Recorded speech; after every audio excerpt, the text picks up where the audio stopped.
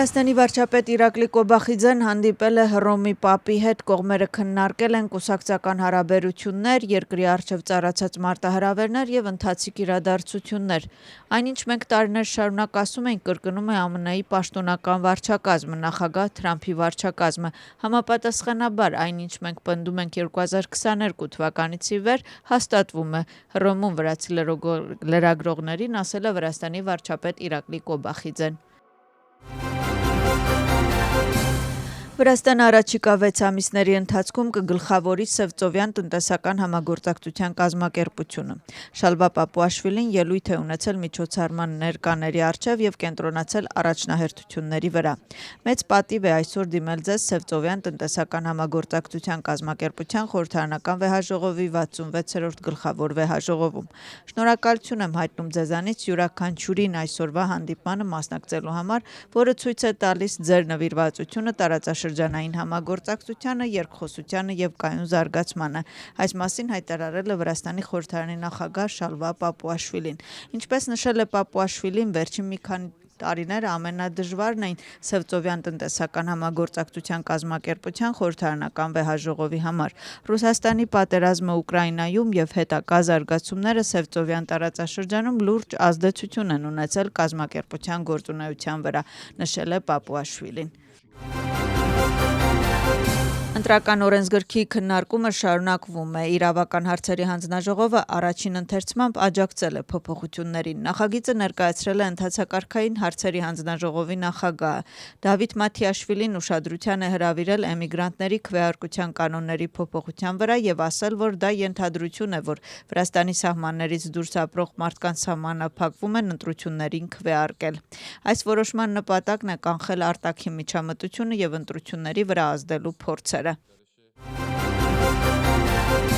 Վրաստանի խորհրդարանի նախագահն արձագանքել է ԱՄՆ-ի խաղաղության ծրագրին եւ հայտարարել, որ որոշ եվրոպական քաղաքական խմբեր անմիջականորեն շահագրգռված են Ռուսաստան-Ուկրաինա պատերազմով։ Նրա խոսքով, եթե նախկինում խոսում էին միայն, որ Ուկրաինան պետք է համաձայնի ցանկացած խաղաղության համաձայնագրի, ապա հիմա կարծես դրան ավելացել է նաեւ Եվրոպան, ինչը մտածելու տեղիք է տալիս։ Պապուաշվիլիի խոսքով 2022 թվականին արտաքին եւ ներքին ուժերի կողմից փորձ է եղել Վրաստանը քաշել Ռուսաստանի հետ պատերազմի մեջ։ Տարբեր քաղաքական խմբեր արձագանքում են Ռուսաստան-Ուկրաինա պատերազմի ավարտի նոր խաղաղության ծրագրին։ Ուկրաինական լրատվամիջոցներն հրապարակում են ԱՄՆ-ի եւ Ուկրաինայի պատվիրակությունների հանդիպման նոր մանրամասները։ Թեման խաղաղության ծրագիրն է։ Ժնևում պատվիրակություններին հաջողվել է համաձայնության գալ ԱՄՆ-ի ծրագրի դրույթների մեծ մասի շուրջ եւ ուղղել վիճահարույց կետերի զգալի մասը։ Դրանց թվում են Ուկրաինայի զինված ուժերի թվաքանակի, Զապորոժիայի ատոմակայանի, բանտարկյալների փոխանակման եւ դատապարտյալների վերադարձի ձևաչափի հարցը։ Պատվիրակությունները համաձայնել են բաց թողնել տարածքներին եւ Ուկրաինայի ՆԱՏՕ-ին անդամակցության հնարավորությանը վերաբերող դրույթները։ Այս դրույթները պետք է քննարկվեն եւ համաձայնեցվեն նախագահների Զելենսկու եւ Թրամփի մակարդակով։ Նրանց հանդիպումը կարող է տեղի ունենալ հաջորդ շաբաթ, չնայած կոնկրետ ամսաթիվը դեռևս անորոշ է։ Ուկրաինայի նախագահի շնորհավորական ելույթին նախորդել է ԱՄՆ-ի նախագահի քննադատությունը։ Դոնալդ Թրամփը ասել է, որ ուժեղ եւ ճիշտ ամերիկա-ուկրաինական ղեկավարության դեպքում ռուս-ուկրաինական պատերազմը չէր սկսվի։ ԱՄՆ-ի նախագահի խոսքով ինքը ժառանգել է պատերազմ, որը երբեք չպետք է տեղի ունենար, եւ պատերազմ, որը շահավետ չէ բոլորի համար, հատկապես միլիոնավոր մարդկանց համար, ովքեր զոհվեցին։ Թրամփը նաև ասել է, որ ուկրաինացի առաջնորդները զրոյական երախտագիտության են հայտնել Վաշինգտոնի ջանքերի համար, մինչդեռ Եվրոպան շարունակում է գնել ռուսական նավթ։ Խարկովի վրա Ռուսաստանի կողմից եւս մեկ հարձակում, 4 զոհ, 13 վիրավոր։ Քաղաքի 6 վայրերում 15 հարված է հասցվել, անօդաչու թռչող սարքերի հարձակման հետևանքով հրդեհ է բռնկվել։ Մեծածավալ հարձակումը վնասել է Խարկովի էներգետիկ ենթակառուցվածքներ եւ ջեռուցման ցանց։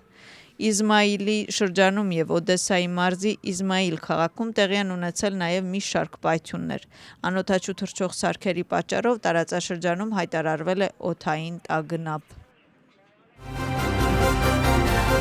Վրաստանի ներքին գործերի նախարարության եւ Թուրքիայի ազգային պաշտպանության նախարարության միջև ստորագրվել է միջգերատեսչական միջազգային համաձայնագիր։ Նպատակն է կարգավորել երկկողմ պարտավորությունները։ Թուրքիան երկրորդ երկիրն է, որը պատրաստակամություն է հայտնել ՆԱՏՕ-ի գործողության շրջանակներում իր ռազմածովային նավերի վրա տեղակայել Վրաստանի սահմանային ոստիկանության ափամերձ պահպանության մարտավարական ստորաբաժանում։ Այս որոշման հիման վրա Վրաստանը լիազորված է եղել աջակցություն ցուցաբերել դաշինքին ծովային անվտանգության ոլորտում։